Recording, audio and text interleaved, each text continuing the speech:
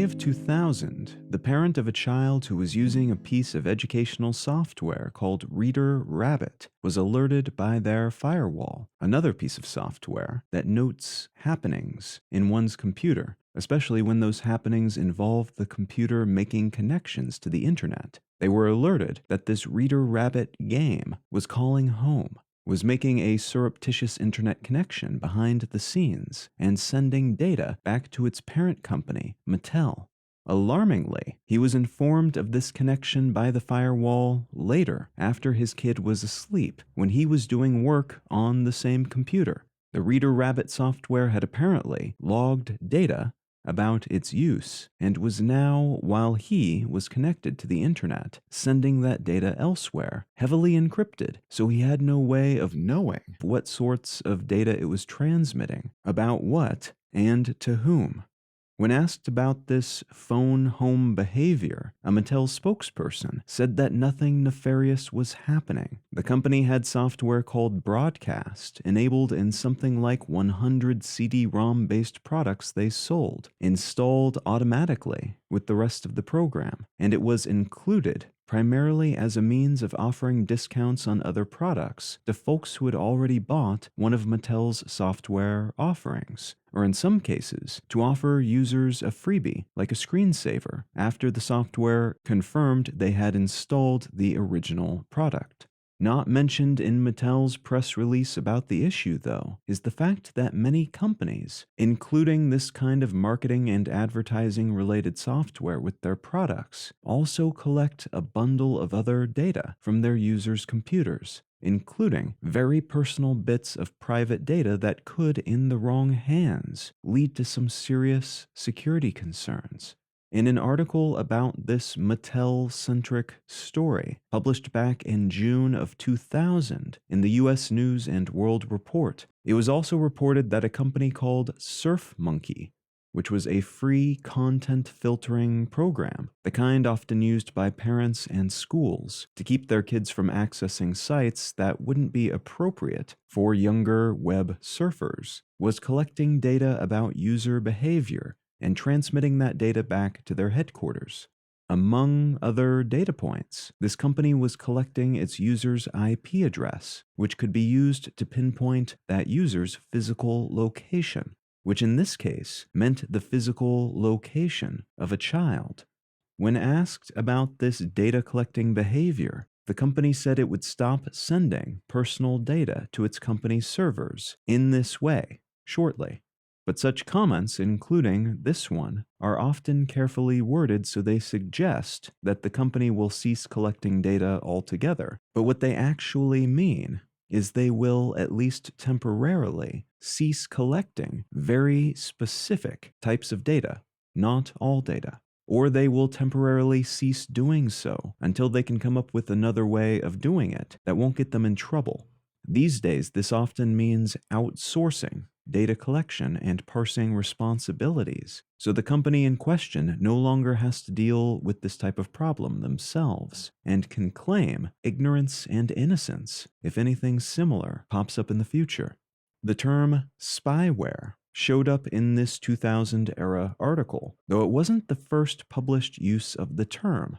which was reportedly originally dropped in a Usenet group in 1995. But it was a relatively new use of the term, in that it was being applied to software purpose-built to quietly install itself on a user's device, to collect data about that user and, in some cases, their behaviors, or other demographically relevant information, and to then pack that information up and send it elsewhere, often without the user's knowledge. This utility eventually became a full-fledged business model as the web became more popular, with some browsers allowing the installation of search bars and other customizations, which would, by default, and as a means of funding themselves, capture essentially everything that user did on the internet and send that info with varying degrees of specificity and anonymization back to the software makers, who could then sell that data, packaged up appropriately, to entities that were keen to market things to different demographics.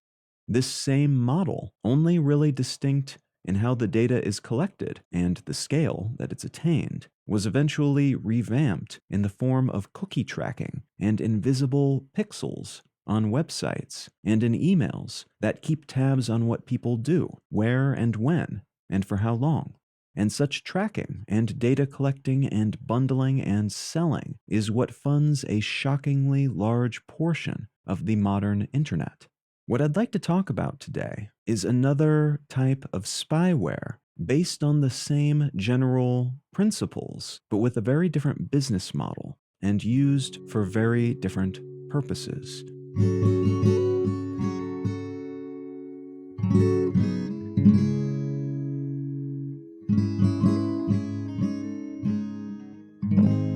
You're listening to Let's Know Things. I'm Colin Wright.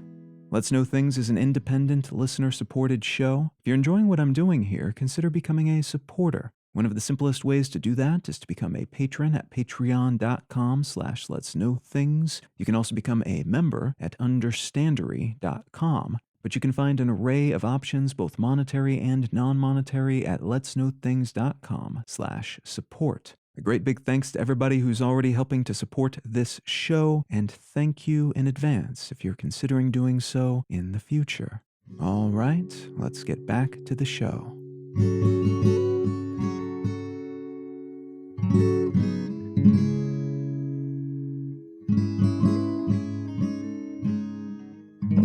The article I'd like to start with today comes from The Verge, and it's entitled Spyware Scandal Rocks Polish Government. Let's start with some context. NSO Group Technologies is an Israeli company founded by a trio of ex-Israeli military intelligence officers who were with a facet of the agency called Unit 8200, which specializes in collecting what's called SIGINT, or signal intelligence. So basically, they focused on intercepting communication signals of various kinds, including those between individuals, but often with a focus on electronic communication channels more broadly. There's also an element of code decryption in this field, so folks working in SIGINT specialize in intercepting signals and then decrypting them, allowing them to figure out what other people and groups are saying across channels they may have good reason to think are private. Israel is renowned for investing in this sort of intelligence. So Unit 8200 and similar adjacent groups within their intelligence services have become incubators of a sort for well-trained people who then go on to found companies within relevant fields, and for existing companies to scoop up and employ people with this kind of training. NSO Group, then, having been founded by 3 such people, had a decent reputation from the get-go in terms of SIGINT capability. They secured monetary investment without too much trouble, and a few years after being founded in 2010, they locked in a $20 million contract with the Mexican government, followed by a sale of in-house surveillance technology to the Panamanian government in 2015. By that point, though, NSO had been bought by an American private equity firm for $130 million and had about 500 employees, 10 times what they had the previous year, and they'd merged in 2014 with a surveillance company called Circles, which came with an existing Rolodex of customers based in 25 countries, further bolstering NSO's client list. That private equity firm sold a majority stake in the company back to 2 of the 3 original co-founders of NSO in early 2019. The third co-founder had left the company about a month after it was founded, so they retain control of NSO with European private investor backing as of the very beginning of 2022. Pegasus, in this context, is spyware that was developed by NSO Group and which is licensed to foreign governments and sometimes other entities by the Israeli government. And it has been classified as a weapon, which means its export must be approved by Israeli leaders. We're still learning more details about the creation and application of Pegasus as of the day I'm recording this, but the macro view use case of Pegasus is to spy on individuals and networks of individuals through their devices. It can be installed on many versions of Apple's iOS operating system and some Android devices as well. And to think of it as one application that can be installed on one device or makes use of one software flaw isn't quite right, as it's actually more like a portfolio of exploits and weapons that can take stock of what the targeted person has and then choose from its arsenal the proper vulnerability or exploit to grant the user, the person doing the spying, a variety of capabilities on that person's smartphone or other similar device. In practice, this often, but not always, means getting the targeted person to click a link or open a message in iMessage, or getting them to open a song or a photo in the relevant app. Once opened or clicked, or in some cases merely viewing the media or chat, the proper backdoor software, which can bring with it a seedling version of the Pegasus app, is auto-installed, and that allows the person or entity using Pegasus to run arbitrary code, which means basically being able to do just about anything they want within that device. They can siphon the user's contact information, read all their messages, download all their media, their photos, their videos, their app data, view their browsing history, change their settings, log into their bank accounts, get all their passwords, read and download and send emails from them, or delete archived emails, use their social media accounts, and in some cases even silently, without any external indication, activate their microphones and or cameras. Pegasus allows, in essence, some degree of control over that device, and in some cases, near absolute control, all of which allows an, as far as we know at least, unparalleled level of remote monitoring and surveillance of a person and anyone they meet or any place they go, which, as you can imagine, is a potent weapon in the hands of certain entities like law enforcement. An early version of Pegasus was used by the Mexican government as part of their larger operation to capture Joaquin Guzman, better known to most of us as El Chapo, the cartel leader who was eventually captured and imprisoned with the help of a Pegasus hack of a bunch of BlackBerry phones, which allowed law enforcement to crack the famously well-encrypted BBM text message service used on such devices, which were favored by cartel members because of that perceived security and privacy. El Chapo escaped from prison, the second time he'd done so, in mid-2015, but the Pegasus software that had been running on the, he thought, secret mobile phones he'd been using while in prison as part of an attempt to maintain control over his cartel and to set up a movie deal. That software continued to monitor communications between the lawyers and entertainment world personalities that he had contacted while in prison, and those connections, including texts between him and an actress that he'd been courting to work on a film about his life, allowed Mexican law enforcement to keep tabs on his actions and whereabouts, eventually leading to his recapture in early 2016, which in turn led to his extradition to the US and life imprisonment. As recently as 2019,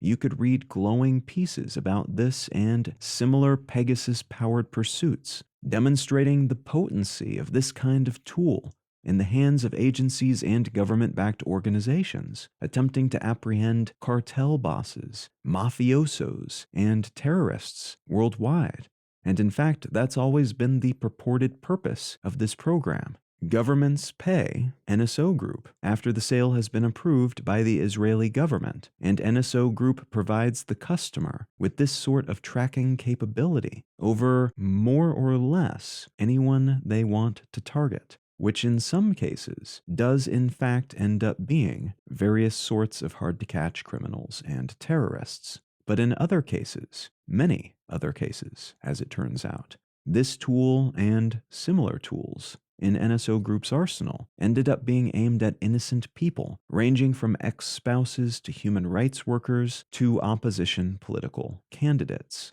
That piece from The Verge focuses on one specific recent case of Pegasus being used against members of political opposition groups in Poland. Members of Polish opposition parties have produced evidence that their phones were infected with Pegasus, some as early as 2019, in the 6 months leading up to an election, one of which resulted in damaging text messages from an opposition candidate's phone being published. But it's also been discovered that a lawyer representing top opposition figures had his phone hacked around the same time, and more recently, in 2021, a prosecutor that challenged the current populist right-wing Polish government's attempts, which were ultimately successful, to purge the country's judiciary of anyone who might be capable of countering the government's at times unpopular actions, had her phone hacked with Pegasus. The Polish government has denied using Pegasus for any purpose. They've said they are not customers of NSO Group, and the spyware research group operating out of the University of Toronto, Citizen Lab, which discovered these specific device compromises, has said they can't tell who initiated the attacks, only that they occurred. This is happening in the wake of several years' worth of Pegasus-related revelations, beginning in August of 2016, when a human rights defender named Ahmed Mansour was sent a text message that promised information about human rights violations if he clicked on an included link. He sent that message to Citizen Lab, which discovered that, had he clicked it, his phone would have been automatically and secretly jailbroken. Spyware would have been installed, and the group behind that spyware, and presumably the text message, was NSO Group.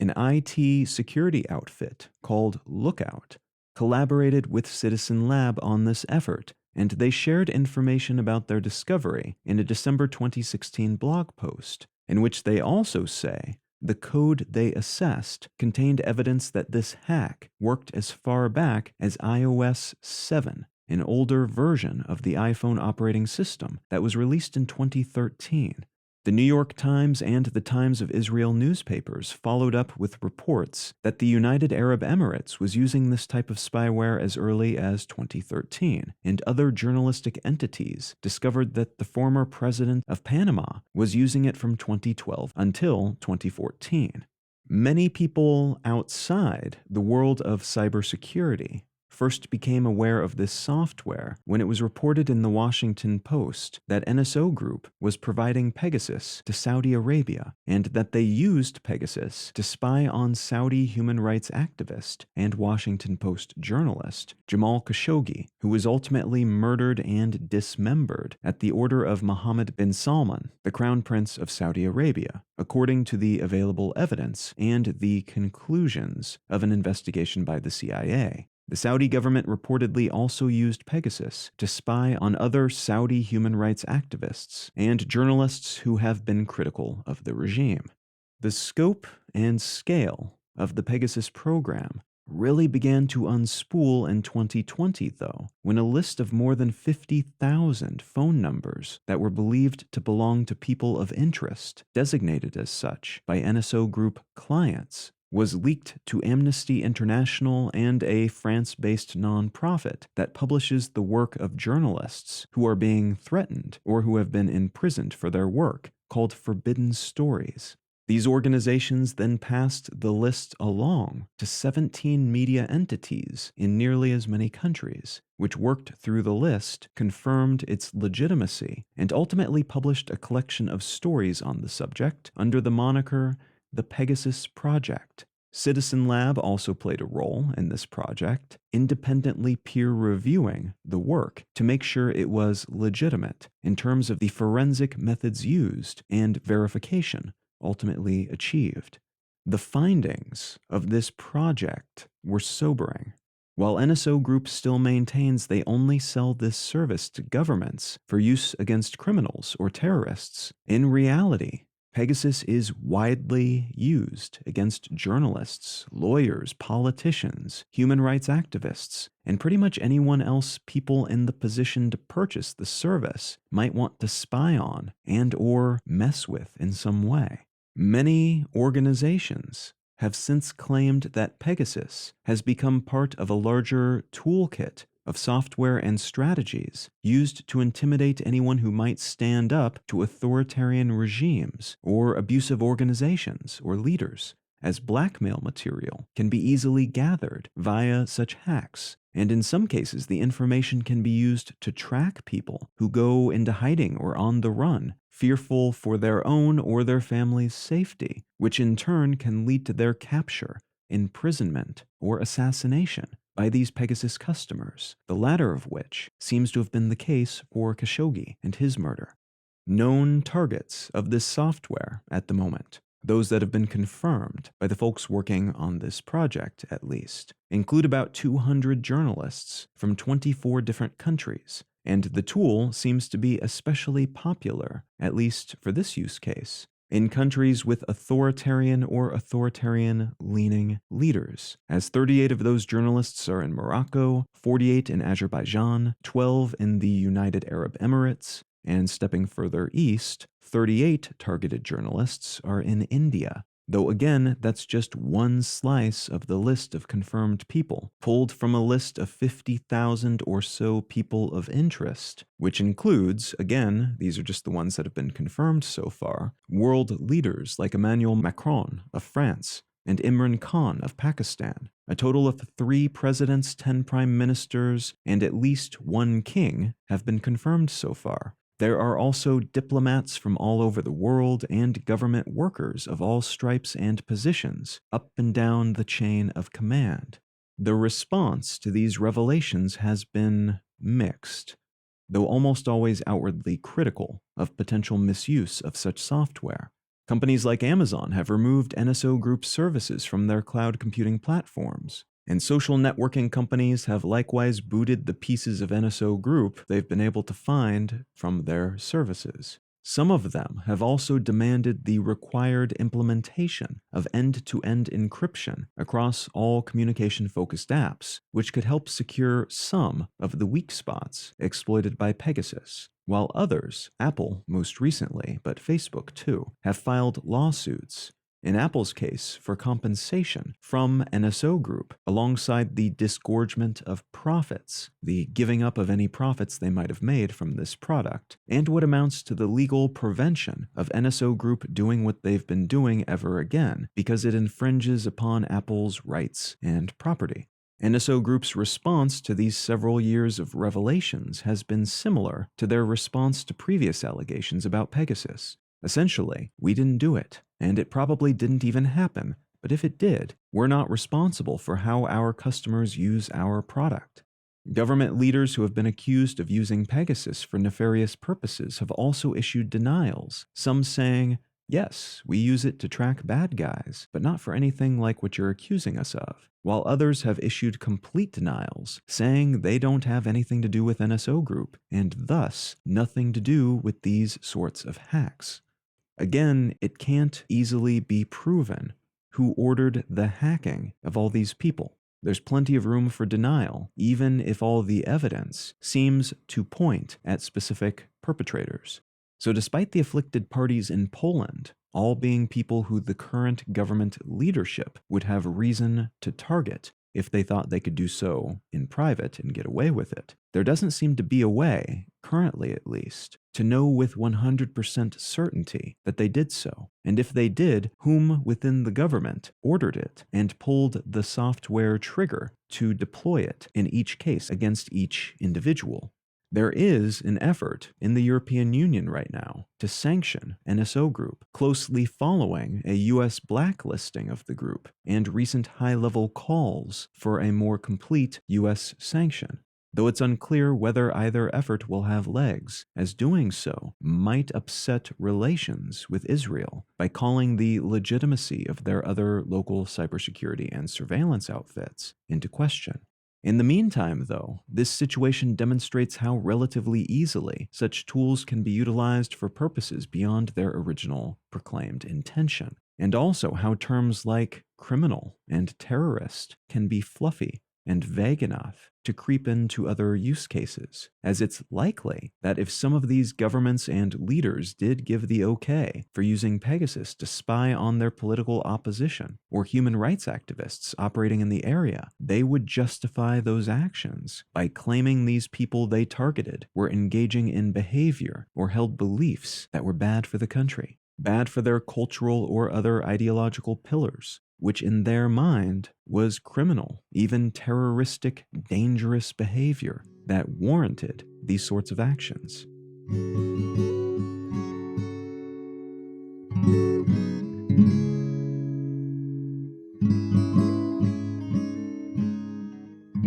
If you're enjoying Let's Know Things, consider becoming a supporter. One of the simplest ways to do that is to become a patron at patreon.com/letsknowthings. You can also become a member at understandery.com. And folks supporting this show using either of these two options receive an additional episode of the show each month, but importantly, also financially sustain the creation of these free episodes each week. A great big thanks to everybody who's already helping to support this show, and thank you in advance if you're considering doing so in the new year. The book I'd like to recommend today is called The Marshall Plan: Dawn of the Cold War by Ben Steele. I picked up this book because I love learning about niche topics that, based on my superficial understanding of them, seem to have had a great deal of influence across a variety of different fields and historical events, but which I don't know the specifics of. And this book didn't disappoint in that regard. The Marshall Plan and the events leading up to it and the reverberations of it informed a great deal of the modern world and the shape it took, and particularly what happened during the Cold War. But what happened during the Cold War is very much influencing us today as well. Now, if any of that sounds interesting to you, consider picking up a copy of The Marshall Plan by Ben Steele.